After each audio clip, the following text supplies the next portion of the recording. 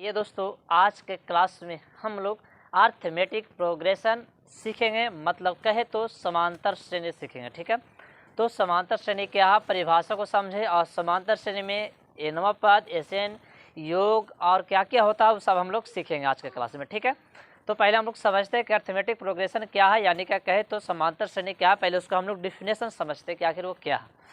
ठीक है, तो आइए हम लोग एकदम समझते हैं, एग्जाम्पल से इसको समझते हैं कि समांतर श्रेणी क्या है। तो सिंपल पहले इस तरीके से समझिए कि कोई भी एक आप संख्या को मानिए, कोई भी आप संख्या को मानिए, 3, 4, 5, 6, 8, कुछ भी एक संख्या को मानिए।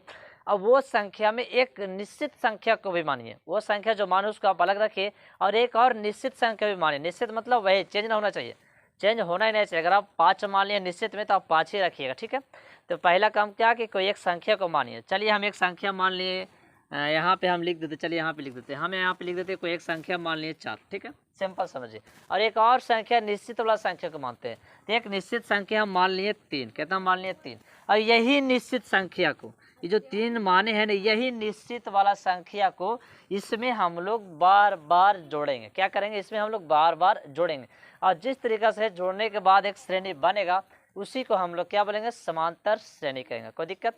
चलिए क्या बताएं, तो कोई भी एक संख्या को मानिए, तो मैं एक संख्या क्या मान लिए बाबू, 4 मान लिए। कोई दिक्कत। इसमें एक निश्चित संख्या को भी मानना है अलग, तो एक निश्चित संख्या हम अलग मान लिए क्या, 3। और यही 3 को हम लोग बार बार जोड़ेंगे, यही 3 को हम लोग क्या करेंगे, बार बार जोड़ेंगे, और जोड़ने से जो श्रेणी बनता है उसी को हम लोग क्या बोलेंगे, समांतर श्रेणी, मतलब कहते हैं अर्थमेटिक प्रोग्रेशन। ठीक है, तो आज इसको बार बार आप जोड़िए। तो आप 4 है तो एक में और 4 को हम लोग जोड़ेंगे तो कितना हो जाएगा, 7 हो जाएगा। फिर इसमें 3 जोड़िए तो कितना हो जाएगा, 10 हो जाएगा। फिर इसमें 3 जोड़िए तो कितना होगा, 13 हो जाएगा। फिर इसमें यानी कि इसी तरीका से आपका जो श्रेणी बनेगा उसी को हम लोग बोलेंगे समांतर श्रेणी। ठीक है, तो आप इसको परिभाषा एकदम सिंपल समझ गए होंगे कि कोई भी एक संख्या में एक निश्चित मान वाला संख्या को बार बार जोड़ने से जो श्रेणी बनता उसी को हम लोग बोलते हैं समांतर श्रेणी।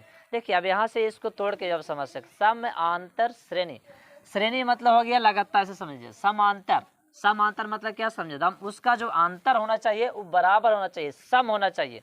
दूरी जो होना चाहिए दोनों का जो गैपिंग हो क्या होना चाहिए, बराबर होना चाहिए। देखिए सम मतलब बराबर, अंतर मतलब दूरी। क्या यहाँ से भी आप तोड़ के समझ सकते हैं। देखिए सम, सम मतलब क्या बोल गया, सम मतलब क्या होता है, बराबर, आराम से कह सकते हैं। अंतर मतलब क्या, दूरी, अंतर दोनों का बीच का दूरी कैसा होना चाहिए, सम। वही श्रेणी को हम लोग क्या बोलेंगे, समांतर श्रेणी। कहने का मतलब है कि समांतर श्रेणी ये हो गया कि उसका दूरी बराबर होना चाहिए दोनों को, और मतलब दूरी के दोनों से बराबर होने के बाद एक संख्या पर मतलब बने, समझ में, श्रृंखला हर में बने या फिर श्रृंखला बने, बने मतलब कि ऐसे ये इससे ये इससे, समझ में आया, एक दूसरे से कनेक्टिव, उसी को हम लोग क्या बोलेंगे, समांतर श्रेणी। तो आप ये परिभाषा को जिस तरीका से आप समझ सकते हैं। ठीक है, तो बायोलॉजी में या साइंस में हम लोग पढ़ेंगे हर श्रृंखला एक दूसरे से दूसरे, दूसरे से दूसरे। ठीक है, मतलब कहे तो घास, घास से कीड़ा, कीड़ा से क्या का छिपकली, मतलब कुछ भी आप एग्जाम्पल ले सकते हैं। ठीक है, यानी कि घास हो गया तो घास से बकरी हो गया, इंसान हो गया, इस तरीके से एक दूसरे से जो आता है श्रेणी उसी को हम लोग बोलेंगे समांतर श्रेणी। ठीक है, तो ये दूसरे कनेक्टिव है। 4 से 7 हो गया, 7 से कितना हो गया 10, 10 से कितना हो गया 13, 13 से कितना हो गया 16। ठीक है, सिंपल यहाँ से आप तोड़ सकते हैं। सम मतलब बराबर, अंतर मतलब अंतर, मतलब कि दूरी बराबर होना चाहिए दोनों का, उससे श्रेणी जो बनता है उसी को हम लोग क्या बोलते हैं, समांतर श्रेणी। देखिए दूरी बराबर आता है, 3 आएगा, यहाँ से भी देखिए 3 आएगा, यहाँ से भी देखिए 3 आएगा, यहाँ से भी देखिए 3 आएगा, आया, दूरी बराबर आया, इसी को हम लोग क्या बोलेंगे, समांतर श्रेणी। चलिए इसको देखिए, बुक में आप लोग को बुक में इस तरीका से इसका फॉर्मूला लिखा हुआ रहता है, समांतर श्रेणी लिखने का फॉर्मूला बोलेगा एपी लिखे, इस तरीके से बुक में रहता है। बुक में रहता है क्या बोले, एपी लिखे, क्या बोलेगा, एपी लिखे। तो एपी लिखे बोलेगा, तो एपी लिखे फॉर्मूला क्या होता है, ए और ए प्लस डी बोलता है, ए प्लस डी हो गया कॉमा, ए प्लस 2d बोल देता है कॉमा, ए प्लस 3d, इसी तरीका से ए प्लस 4d, ए प्लस 5d, ए प्लस 6d होते जाता है। ठीक है, तो आप इसको ना समझे, मतलब जैसे अच्छा लगे आप वैसे समझिए, इसको सिंपल इस तरीके से समझिए।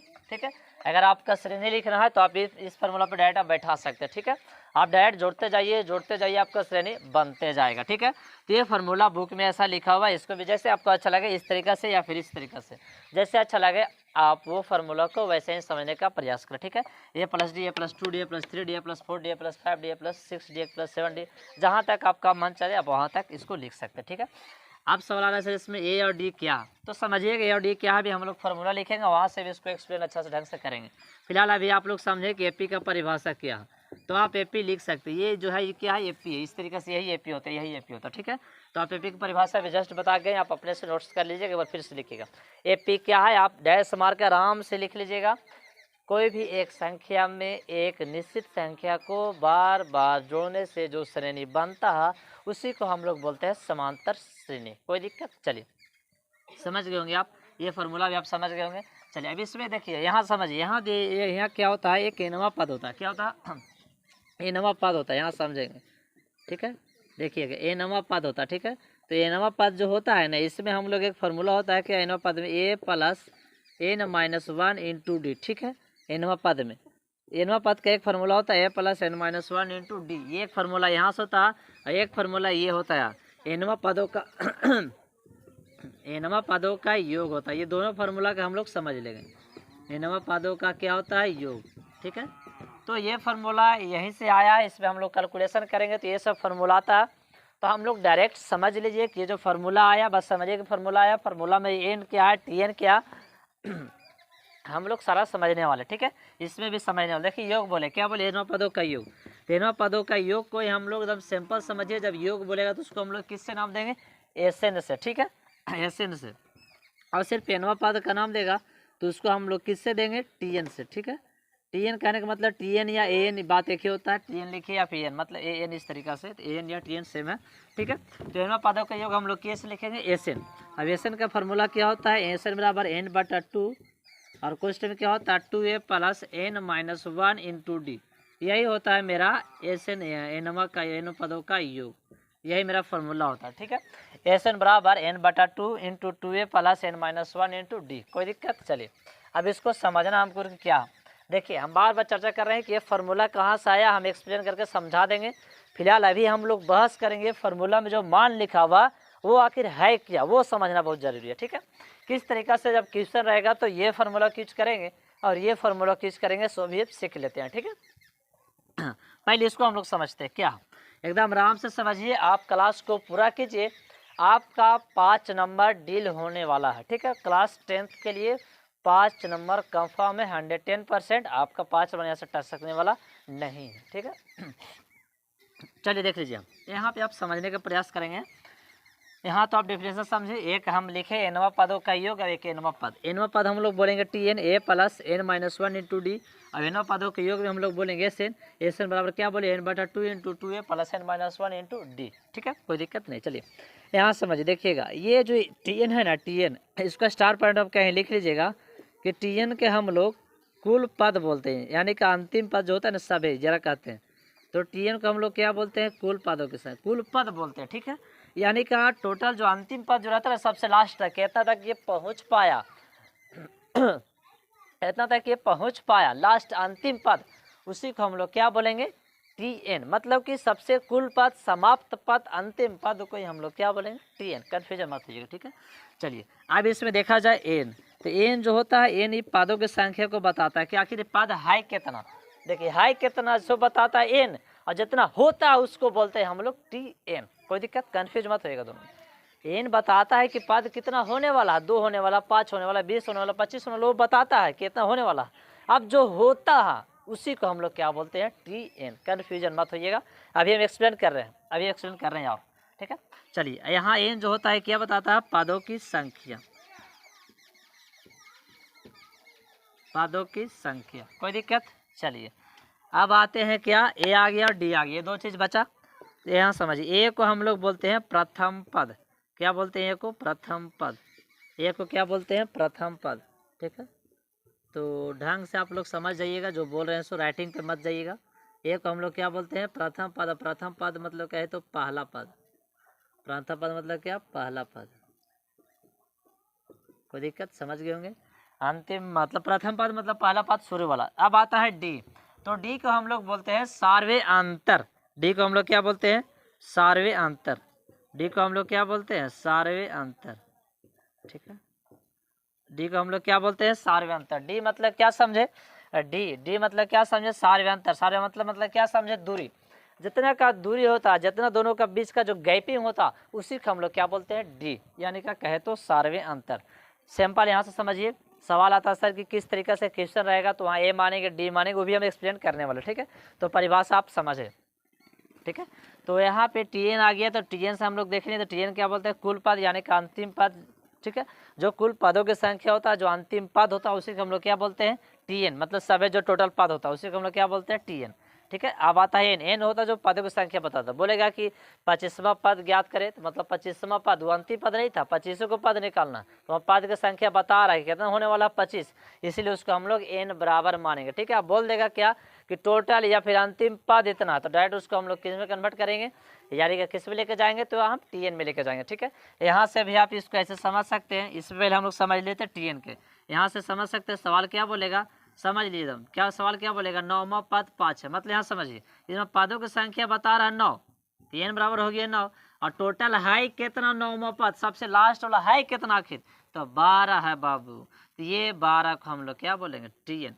दोनों में कन्फ्यूजन दूर होगा, टीएन और एसएन में देखिए दोनों सेम है, आप कन्फ्यूजन हो सके सर ये भी पद कह रहा, तो पद दोनों में ना अंतर बस यही है, यहाँ देख लिया अंतर यही, क्या बोला 9 पद 12, मतलब यहाँ पद की संख्या कितना हमको सूचित कर रहा है, तो 9, तो यहाँ पे हम के एन का मान कितना हो जाएगा 9, सिंपली, ठीक है। आप यहाँ देखिए तो है आखिर कितना, 9वां पद जो है आखिर है कितना टोटल, तो 9वां पद जो है आखिर है कितना, तो 12 है, तो ये मेरा 12 जो काम करेगा बाबू, किसका काम करेगा, टीएन का, कोई दिक्कत, टीएन और एन पहचान लीजिएगा अब अपने से, ठीक है। पदों की संख्या बोलेगा तब, तो एन पहचानने के लिए सिंपल बात आप समझिए कि कहीं ना कहीं आपको वाह दे देगा, कोई अंक में वाह लगे जैसे 9वां, समझिएगा, तो ये कहीं ना कहीं एन का मान दर्शाएगा, ठीक है। कहीं ना कहीं पद लग गया तो किसका मान दर्शाएगा, एन का मान। हाँ, जब अगर आपका लग गया कुल पद, तब आपका लेके चल जाएगा टीएन, या फिर लग जाएगा अंतिम पद, क्या लग जाएगा, अंतिम पद, तो आपका लेके चल जाएगा टीएन, ठीक है। कुल पद यहाँ समझ देखिए, वाह लग जाएगा तो क्या हो जाएगा, ये हो जाएगा, जैसे मान के चलिए कि आपके यहाँ लिख दे, यहाँ समझिए ना, जैसे मान के चलिए अंतिम पद लग जाएगा, क्या लग जाएगा, अंतिम पद तो लेके चल जाएगा कि हाँ टीएन में, ठीक है।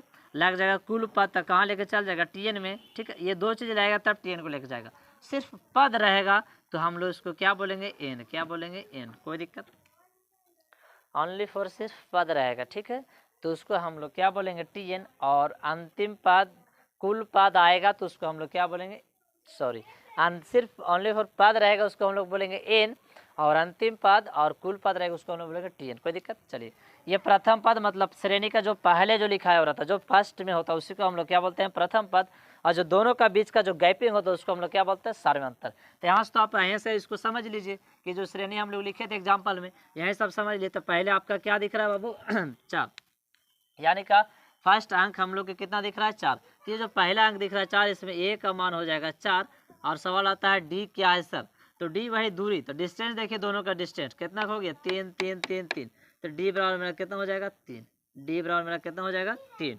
यानी कि फर्स्ट पद हम लोग का कितना हो गया 4, और डी बराबर कितना हो गया 3, कोई दिक्कत। यहाँ सब पहचान सकते हैं कि ये क्या है सर, डी क्या, एन क्या।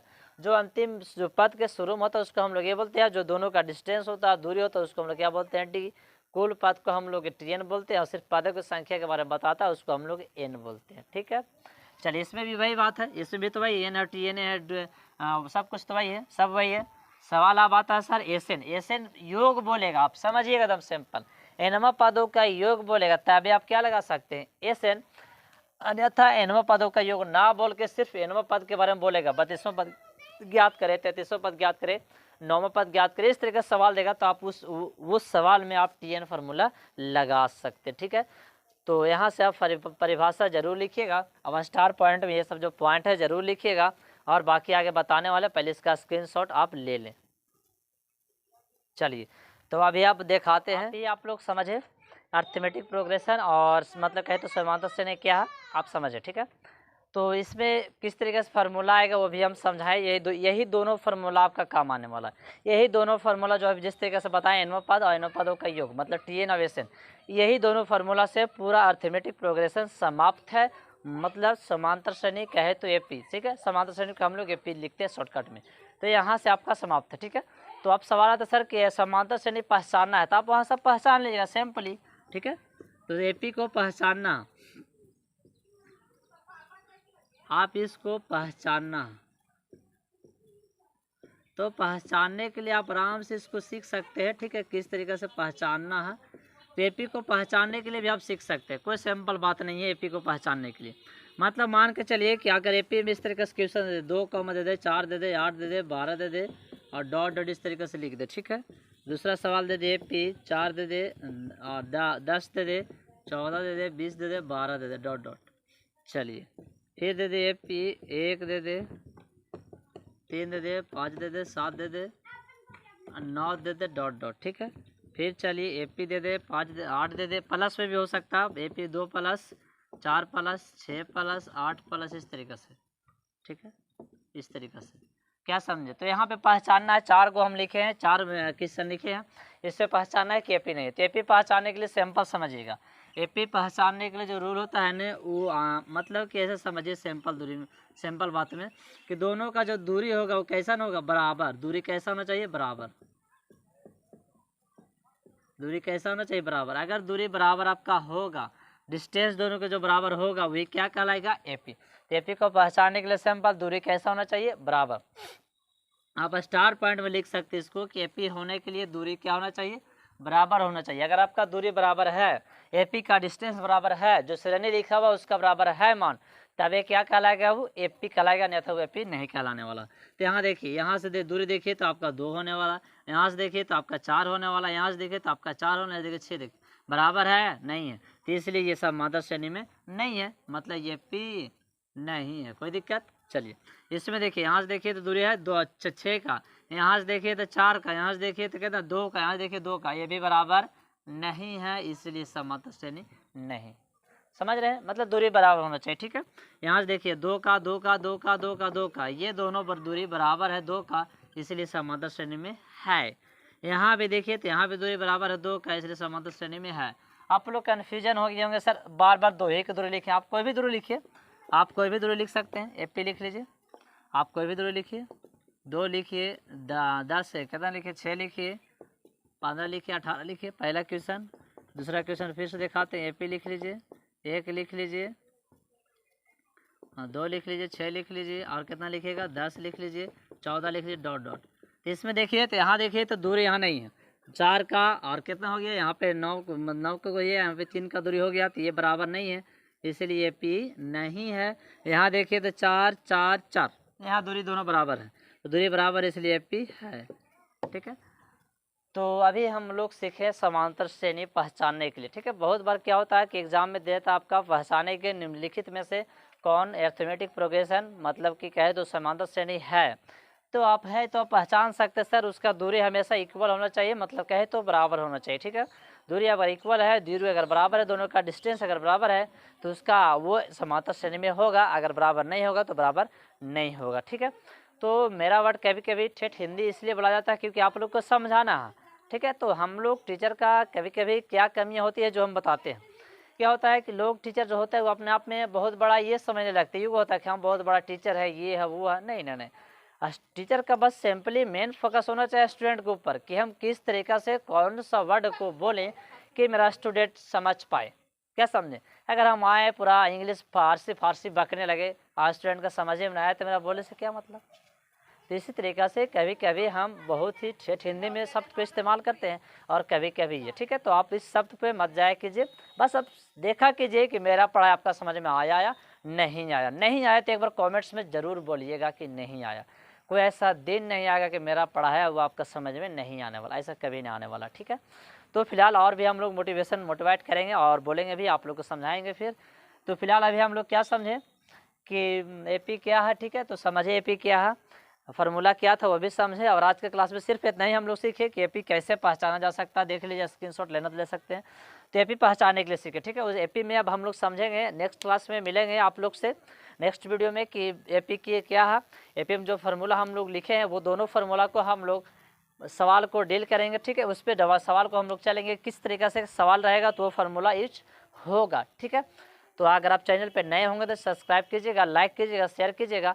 क्लास कैसा लगा ज़रूर बताइएगा, ठीक है। तो क्लास किए आप पूरा करने के बाद आपको समझ में नहीं आएगा तो सब्सक्राइब मत कीजिएगा, ठीक है। इसी तरीक़ा से अगले को आप क्लास चाहिए तो आप सब्सक्राइब कीजिए।